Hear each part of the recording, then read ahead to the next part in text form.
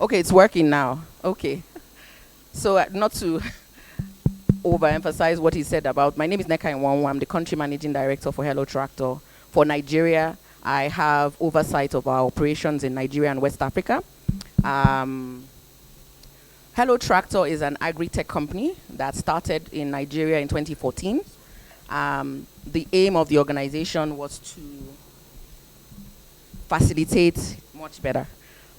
linkages between smallholder farmers and mechanized service providers. So basically, for us, we believe that for us to really take smallholder farmers out of poverty and improve their livelihoods, we have to be looking at mechanization. And a lot of them cannot access mechanized services. They can't own tractors. They can't afford to buy tractors. And so what we've done is create a platform by which we create or facilitate those linkages through booking agents that go out, engage the farmer, train them about the benefits of mechanized services, get their information and map their land and book them for a service. As I said, we started in 2014 in Nigeria, and we expanded in 2017 to Kenya and in 2022 to Uganda. We're also looking at expanding to other countries as well. We have, even though we have 3 country offices, we have operations in about 13 countries in Africa. And we have been able to support over 1 million farmers since we started with mechanized services. 220,000 of those smallholder farmers are women. We're really trying to work with different partners to increase that access for smallholder farmers that are women, increase that number. And so that's really what we started doing. We like to call ourselves the Uber for tractors. Last year, we found out, well, not last year, over the course of sort of delivering this service, we found out there were several challenges in the mechanization ecosystem that was not driving mechanization across Africa. I don't think we have up to 15,000 active tractors in Africa. I know, for example, in Nigeria, we don't have up to 3,000 tractors, and we have a farmer population size of over 60 million farmers. Right? So 3,000 is actually nothing. We're just scraping the bottom here. And so last year, we started an innovative financing scheme called the Pay-As-You-Go Tractor Financing Scheme. And that program was really supporting ownership of mechanized service or tractors by people who are traditionally excluded from financial institutions. As you know, traditional financial institutions need like different levels of collateral. Their down payments are really high. We developed a product that has a 5% down payment and allows the borrowers to pay as the tractor works. So it's only when the tractor works that they are required to pay back towards the loan. And we support that work by supporting them with aggregating demand from smallholder farmers that are ready to uptake these services. So far we financed about 130 tractors and in Africa and growing. 35% of that portfolio are women. And we've done a number of things to facilitate that. We really wanted to change the narrative that the mechanization space is really for men. Women cannot own tractors and women cannot provide or access tractor services. We wanted to change that. So what we did was that we started engaging women groups very strongly, trying to find out what the challenges were, what were the barriers to them owning these tractors. The down payment was a huge issue, so we sort of waived that for women. They eventually will pay it off, but they are not required to put down as an initial payment. We also started to support the ecosystem with some ecosystem strengthening activities around training operators, training technicians to make sure that those tractors, when they break down, they're fixed on time, and a hub system that allows support services to be delivered directly to the people who are operating tractors in rural areas. I'm really sorry, I went over time. I'll pause there. Thank you so much, Nika. Seema, probably you could highlight some of the stuff. Hi, does this work?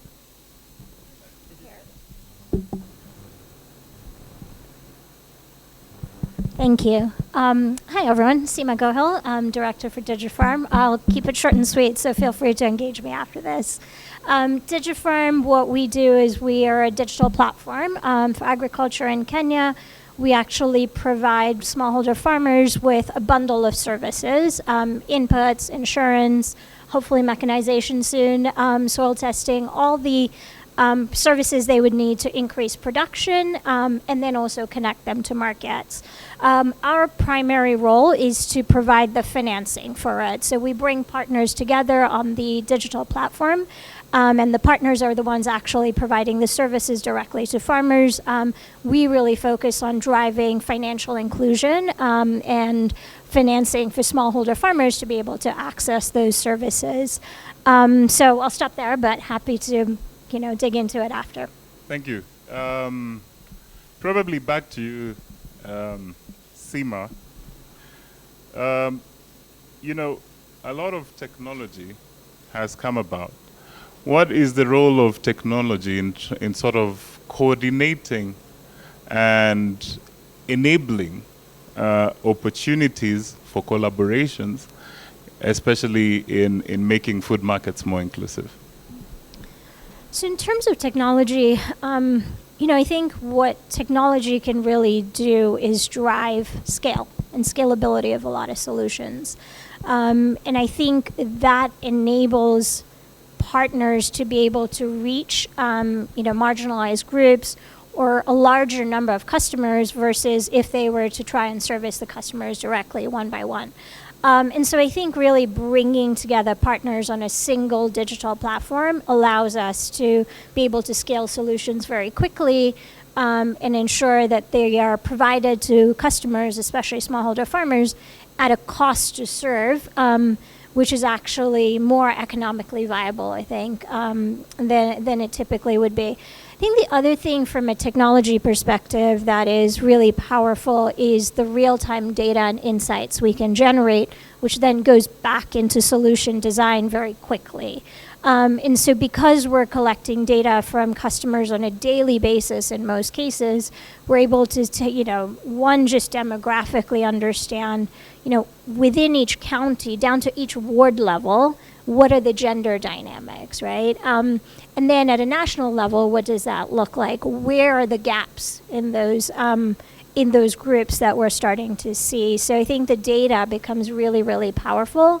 And then because it's real time, I think the way we look at solution design is really to understand on a weekly, monthly basis what's not working and what's working and how to really quickly iterate on that. And then bring that into the implementation, which I think sometimes in more traditional program development, it might take, much longer, or you might see, 6 to 12 month cycles in solution design. Thank you so much, Seema. Nika, what challenges have you witnessed women face in terms of accessing mechanization services?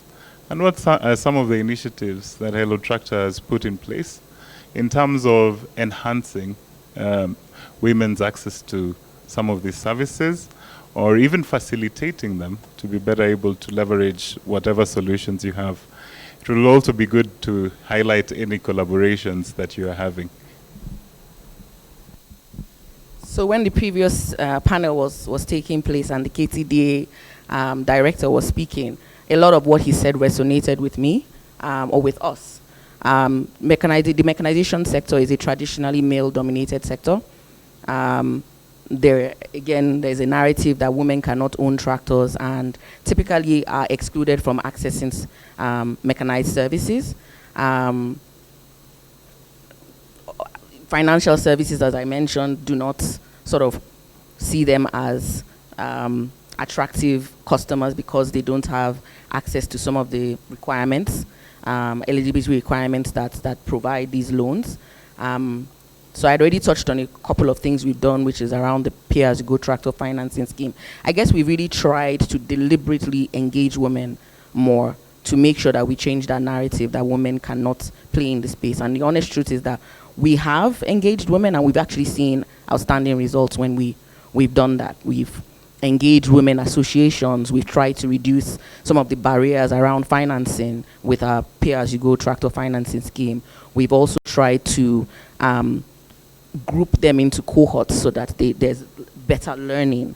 And with the demand aggregation, we've tried to train a lot more of our agents that go out to be women. We have about 40% of the people we train, are women, and they actively go out to engage more female farmers to provide that service. So we've tried to sort of deliberately design initiatives and strategies that sort of reduce the barriers that limit women from accessing mechanization.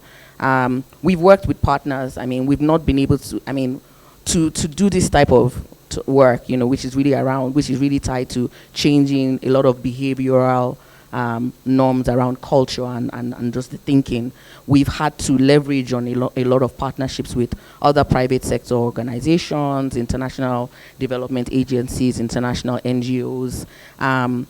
And so that's really what we do on a daily. I will give examples of one. For example, we're working with the World Food Programme and the Farm to Market Alliance, and we're working with cereal farmers and their farmer service centers and training them to be booking agents. And a lot of them have gone out to become tractor owners, and some of them are actually women. So I guess just making a deliberate attempt to design initiatives and strategies that target women and empower them, in the sector. So do farmers and marginalized groups actually have access to the devices, to the means to, interact with them, right? Whether it's data bundles. So I think foundational enablers are pretty critical before we can then get to digital platforms and scaling those. So I think that will be critical. I think the second part to really reach marginalized groups is we do need to, I think, from a financing standpoint, we're still not there. I think it's only 3% of financing that goes to agriculture and even less to smallholder farmers. So how do we bring in commercial banks? How do we bring in the right policymakers? How do we move away from these discussions on land ownership and KYC and now KRA pins? I think there's still a lot of hurdles that we have to jump through. And I think, there's still a lot of work to be done. So my parting shot would be, I think we need both like the private sector and public sector to really drive innovation and push the dialogue forward a lot more than we have been to date, and much faster on how we jump through some of these barriers to bring more financing to farmers.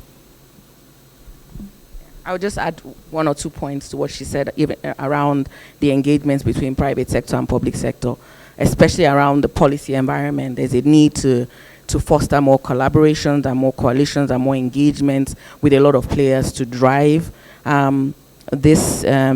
To drive initiatives. There's a lot there's also a need for capacity building as well. Capacity building support to these marginalized groups so that they can also uptake some of the, initiatives and ideas that are being created to include them more in the value chain. Thank you. I think in conclusion, I'd like to highlight the fact that FSD Kenya believes that solutions need to evolve in certain ways in order to make financing agriculture actually feasible. But I believe that it is very critical that in the course of product design, in the course of solution design, and while thinking about new ways of delivering finance and how to leverage technologies, that we place women at the center of it all. They say that when you design a solution with the women in mind, then it works for everyone.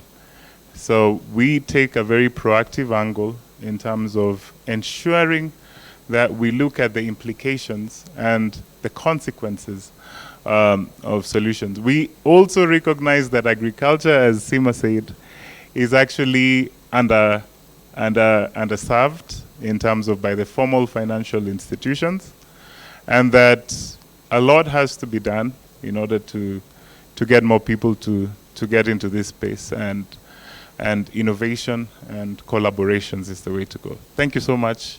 I'll hand it back over to you. Thank you. Hello. Thank you.